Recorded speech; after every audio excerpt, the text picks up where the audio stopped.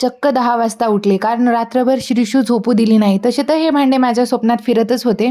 मग सकाळी बेडरूम पण बघितलं. बेडरूमची अवस्था काही अशी झाली होती आणि ह्या दोघांची मस्ती अशी चालू होती. यांना चहा बनवून दिला आणि हे निघाले ड्युटीला आणि मी झाले पाणी पिऊन माझ्या कामाला रेडी. तेव्हापासून खुशीच्या शाळेला सुट्ट्या लागले, तेव्हापासून घरात गोंधळच चालू आहे. पूर्ण घराची अवस्था अशीच होऊन जाते. दिवसभर क्लिनिंग वगैरे चालूच राहते. पटापट बेडरूम वगैरे आवरून घेतलं. त्यानंतर वळले किचनकडे. किचन खूप छोटं आहे, म्हणजे 2 व्यक्तीच उभा राहून स्वयंपाक करू शकतात एवढं छोटे किचन आहे. आणि मी लिमिटेड सामान आणले होते, भांडी वगैरे जास्त आणली नव्हती. त्यामुळे किचनची क्लिनिंग करायला मला 15 ते 20 मिनिटे लागतात. त्यामध्ये माझं किचन एकदम किचनची क्लिनिंग झालीच होती. म्हणलं थोडे डस्टिंग वगैरे पण करून घेते आणि झाडू वगैरे पण मारून घेते.